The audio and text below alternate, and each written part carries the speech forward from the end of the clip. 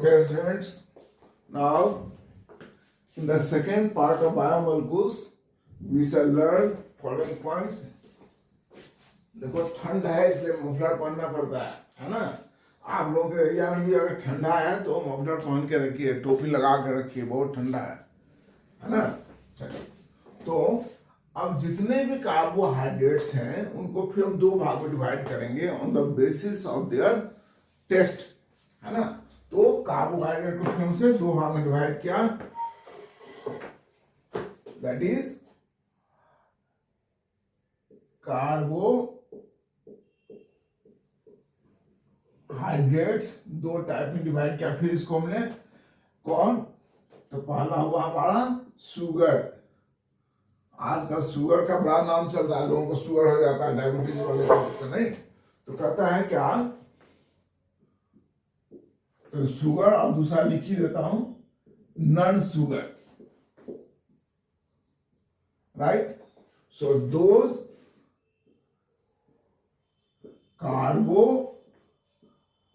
carbohydrates which are crystalline, water soluble and sweet in taste are called sugar.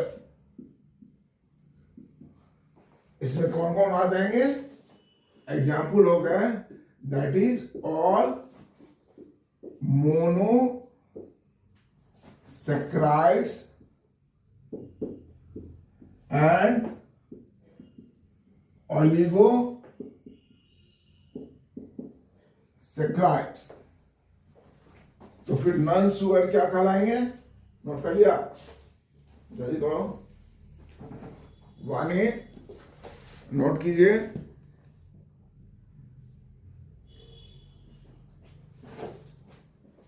Okay, ठीक है। So non sugar तो लिखेंगे all polysaccharides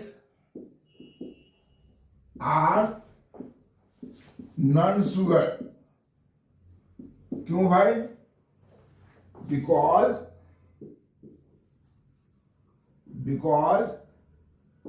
these are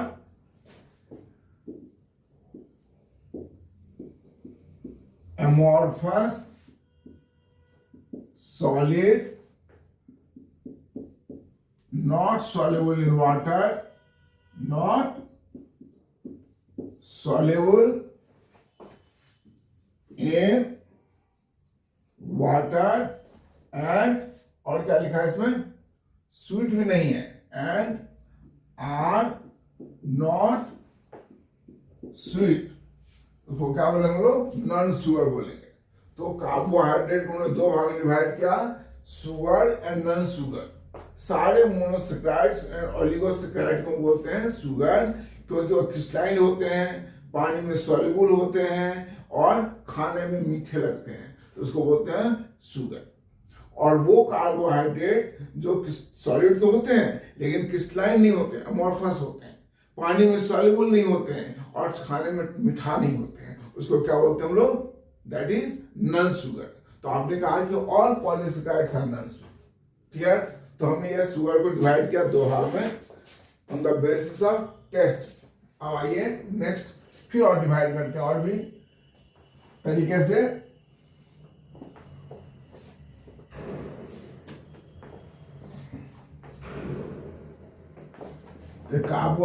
types of carbohydrate क्या हो गए, types of carbohydrate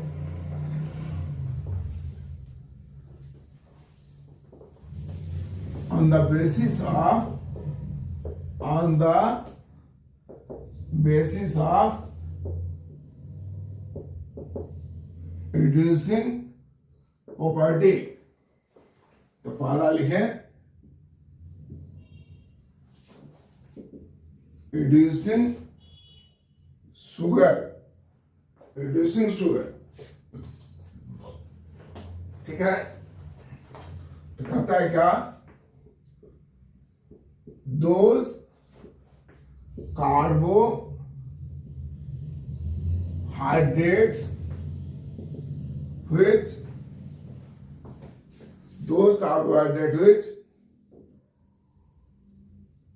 reduces tolerance reagent failing solution, those carbohydrates which reduce tolerance reagent and failing tolerance reagent का पता है नाम क्या होता है? टॉलरेंस reagent का होता है, बोलिए।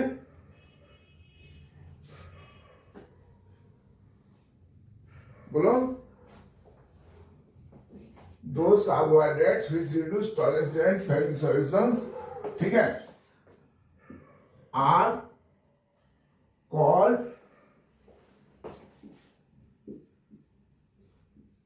reducing sugar। फिर कहता है क्या, these are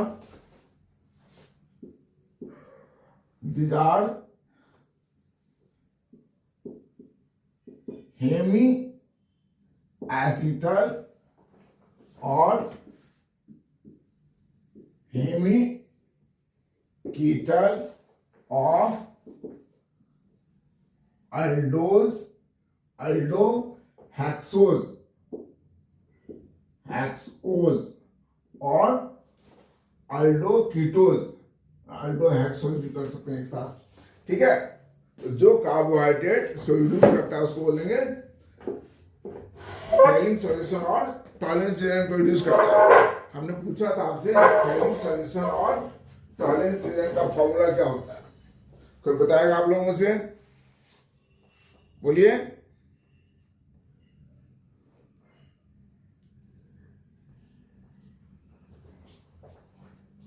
नोट कर लिया? जल्दी करो, हाथ जल्दी जल्दी चलाओ।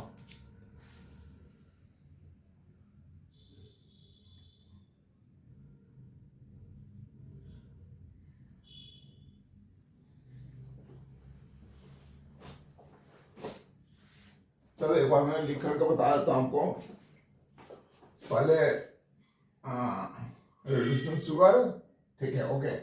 तो ये हो गया। अब आते हैं इसमें लिखेंगे non reducing sugar. Non reducing sugar, so those carbohydrate which do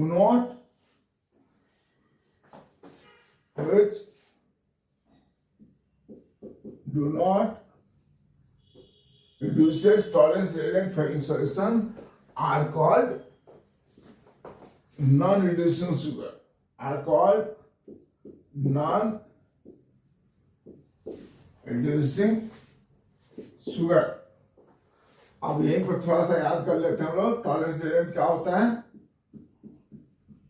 tolerance reagent, अच्छा ये तो हमें याद ही है कि कार्बोहाइड्रेट डिफाइन क्या किया था, that is polyhydroxy aldehyde ketone. Aldehyde ketone तो होना ही है, okay.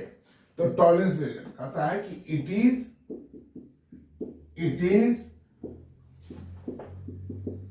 Ammoniacal silver nitrate solution. इसका फॉर्मूला लिखते हैं हम लोग, AgNH3 प्लस NOH माइनस। तो अगर हम इसमें आपको क्या डालेंगे, बोलिए, दैट इज ग्लूकोज डाला तो क्या होगा, ग्लूकोज ऑक्सीडाइज हो जाएगा, R⁻C और ये खुद क्या देगा आपको, टॉलरेंस रिएजेंट रिड्यूस होकर के क्या देगा, सिल्वर मिनरल। और क्या निकलेगा, अमोनिया निकलेगा, वाटर निकलेगा एंड सो, ठीक है। उसी तरह फैलिंग सॉल्यूशन क्या होता है, फैलिंग सॉल्यूशन दैट इज, इसको शॉर्टकट में लिखते हैं that is it is mix. चलो पहले फॉर्मूला लिख लेते हैं। Copper 2 plus plus OH minus, इसको बोलते हैं फेलिंग सॉल्यूशन। तो इसमें अगर हम ग्लूकोज डालते हैं जिसको आपने अल्डिहाइड कहा है, तो क्या होगा, ये ऑक्सीडाइज होकर वही R0 minus H2O and red PPT मिलता है। किसका मिलता है रेड पीपीटी? CO2। सो रेड पीपीटी, राइट। तो ये हमें अगर ऐसा करता है कोई एल्डिहाइड, मतलब कार्बोहाइड्रेट लिख देते हैं, दैट इज कार्बोहाइड्रेट। जनरली कौन करेगा? वो एल्डिहाइड वाला करेगा। तो ये हमें क्या है, हमारा क्या है, रिड्यूसिंग है, और नहीं करता है तो नॉन रिड्यूसिंग हो गया। तो ये हो गया, हमने पढ़ लिया कौन सी? Carbohydrate on the basis of reducing and non reducing property. क्या क्या पढ़ा? Non reducing. तो नॉन रिड्यूसिंग क्या होगा? Those carbohydrate which do not reduce Tollens reagent और Fehling solution called non reducing sugar. ठीक है। और रिड्यूसिंग क्या था हमारा? Those carbohydrate which reduce Tollens reagent and Fehling solution are called reducing sugar. तो रिड्यूसिंग शुगर क्या करेगा? टॉलरेंस रिएजेंट में हम डालेंगे किसको? रिड्यूसिंग शुगर को। तो क्या बनेगा? वो रिड्यूसिंग शुगर ऑक्सीडाइज होगा और ये खुद आपको सिल्वर मिनरल Ag प्रेसिपिटेट बन जाता है। जैसे ये टेस्ट ट्यूब है, तो इस टेस्ट ट्यूब में हमने कार्बोहाइड्रेट डाला, ग्लूकोज, और इसमें टॉलरेंस रिएजेंट डाला, तो टॉलरेंस रिएजेंट क्या होगा? रिड्यूस होकर सिल्वर बनेगा। सिल्वर जो है दीवार में पीछे से चिपक जाता है, यानी कि ग्लास में पीछे से चिपक गया, तो आपको मिरर जैसा बन जाता है, इसलिए इसको बोलते हैं सिल्वर मिरर। ओके, चलिए तो अब आइए नेक्स्ट पॉइंट। अब नेक्स्ट पॉइंट हमारा है कि जो मोनोसेक्राइड्स है उसमें से ग्लूकोज का हमें स्ट्रक्चर पढ़ना है। क्या पढ़ना है? ग्लूकोज का स्ट्रक्चर।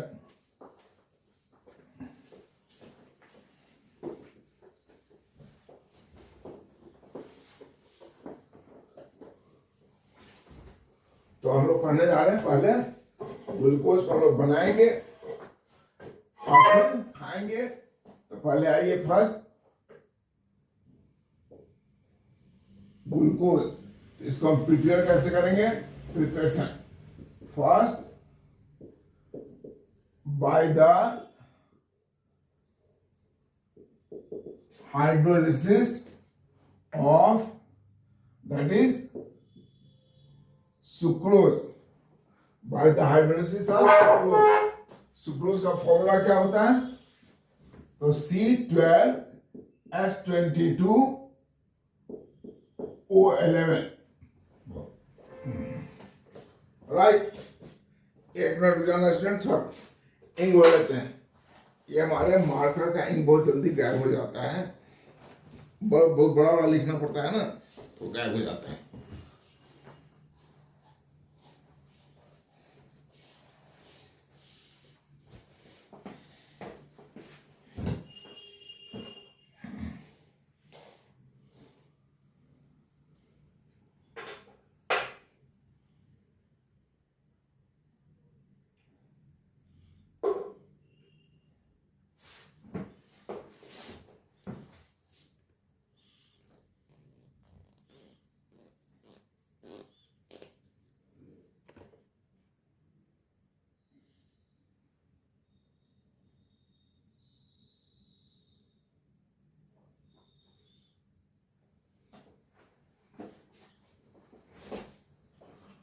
ओके, तो by the hydrolysis of sucrose कहता है कि when sucrose is hydrolyzed with dilute HCl or H2SO4, it gives equimolar mixture of glucose plus fructose. मतलब सुक्रोज C12H22O11 प्लस वाटर। यहां पर क्या लिखेंगे आप? यहां लिखेंगे डाइल्यूट HCl या H2SO4। तो यहां क्या मिलेगा आपको, ग्लूकोज प्लस फ्रक्टोज। फॉर्मूला दोनों का ही सेम होता है, बस क्या होता है, स्ट्रक्चर में डिफरेंस होता है। दूसरा, by heating starch in presence of H2SO4, right. तो आपको याद होगा हमने स्टार्च का फॉर्मूला क्या लिखा था, general formula, that is C6H10O5 whole N plus water N। किसके प्रेजेंस में हीट किया आपने 393 केल्विन पर, और यहां पर क्या लिया आपने H2SO4। तो क्या बना, N molecule of C6H12O6 that is equal to glucose. तो इस तरह से आपने वो ग्लूकोज का प्रिपरेशन किया, राइट।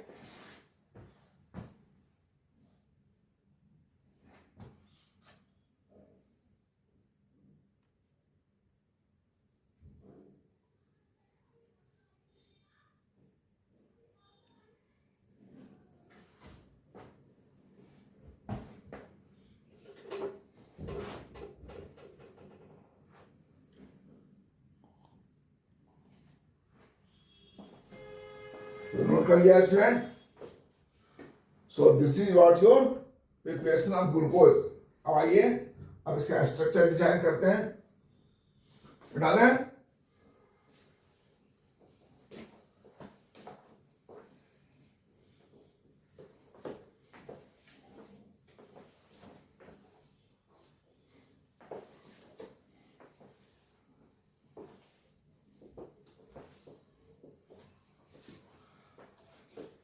देखो, ये बात तो है नहीं कि आप पहली बार ग्लूकोज का स्ट्रक्चर डिसाइड कर रहे हो, इससे पहले हजारों बार किया जा चुका है। तो आप तो सिर्फ ये पढ़ोगे कि कैसे डिसाइड हुआ था, है ना। तो पहले तो डिसाइड कर लेंगे ग्लूकोज में था क्या, उसको हम डिसाइड प्रूव करेंगे। तो पहला पॉइंट लिखेंगे,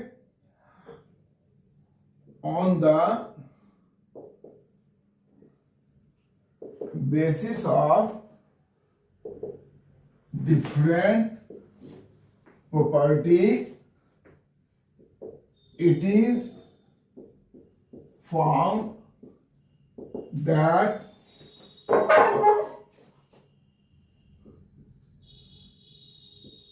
glucose is, पहला पॉइंट,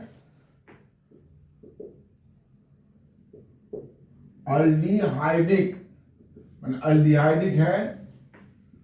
दूसरा, इट हैज 5 अल्कोहलिक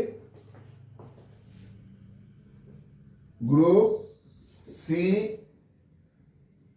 और 6 कार्बन आर प्रेजेंट इन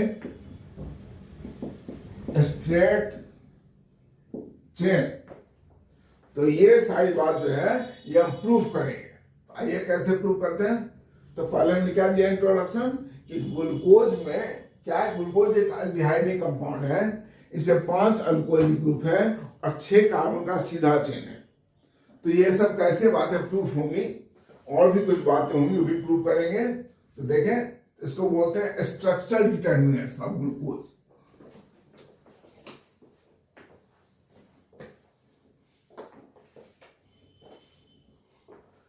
तो यहां हेडिंग क्या देंगे, स्ट्रक्चर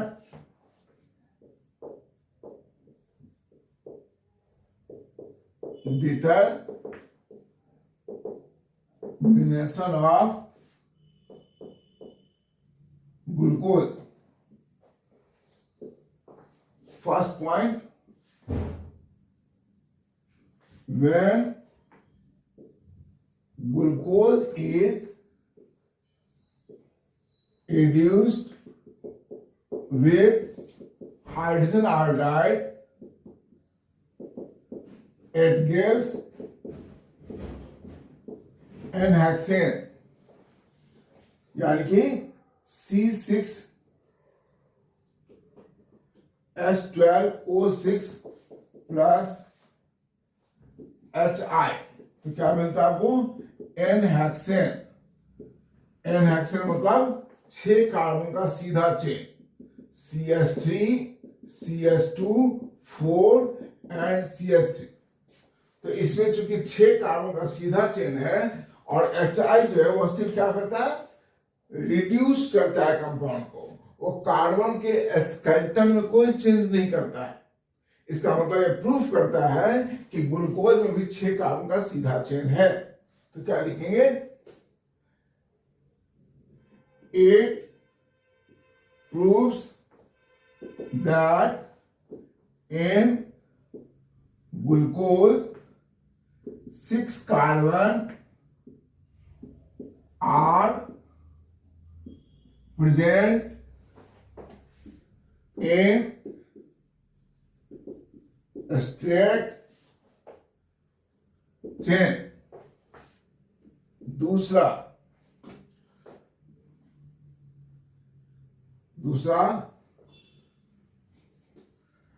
पहले इसको हेडिंग भी दे देते हैं, that is reaction with hydroxylamine।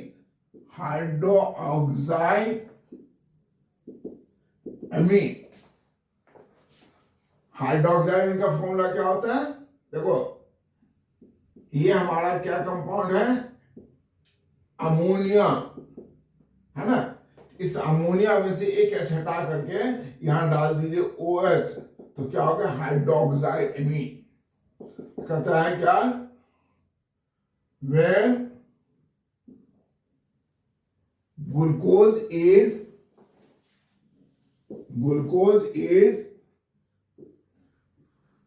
reacted with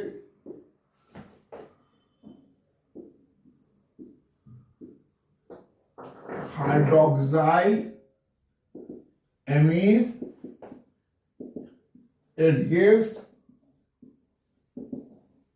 oxygen.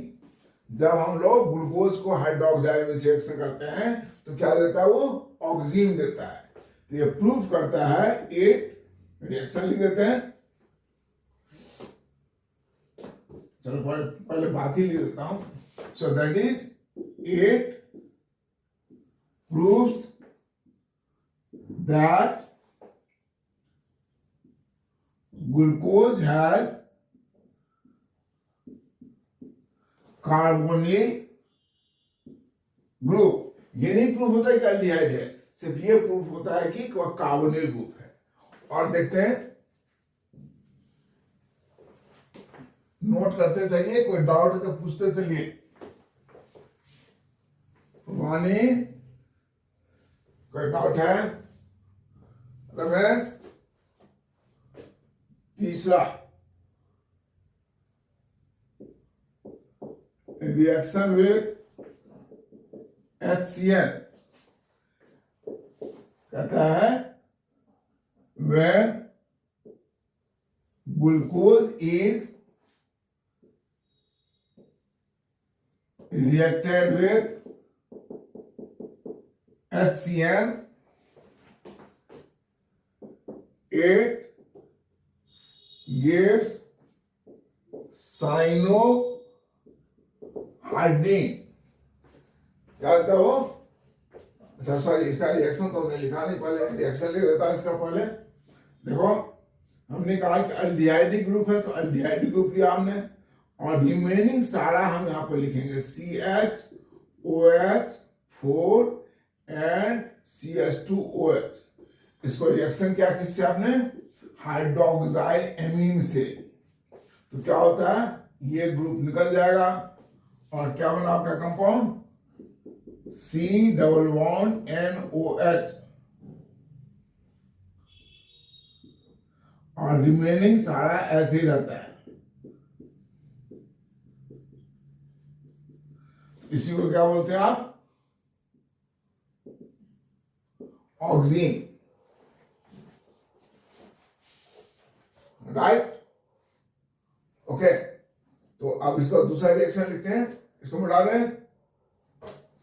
Note कर लिया? देखो जल्दी से देखो।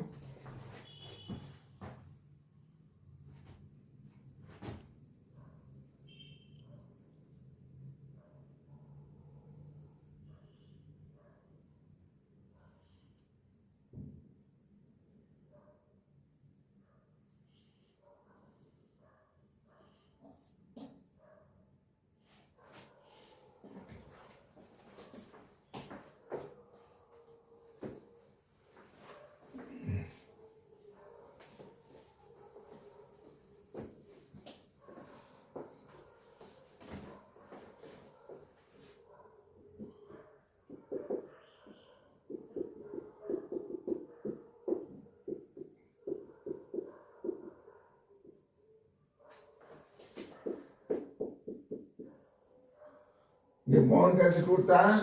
ये माइनस और ये प्लस, और यहां से बॉन्ड टूट ये माइनस और ये प्लस, तो प्रोडक्ट क्या बनेगा? CH और ये OH, और इधर सब कुछ ऐसे रहेगा।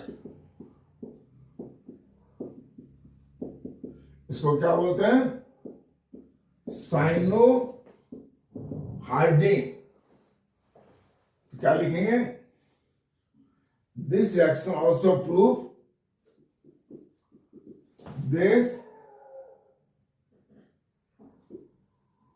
property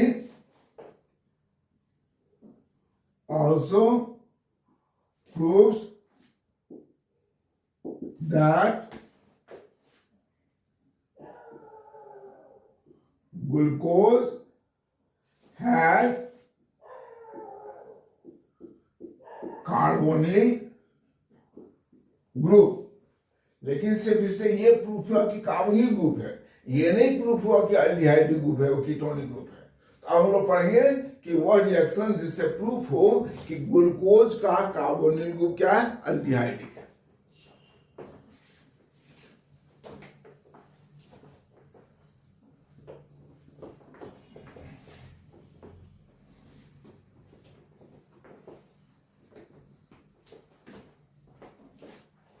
तो चौथा,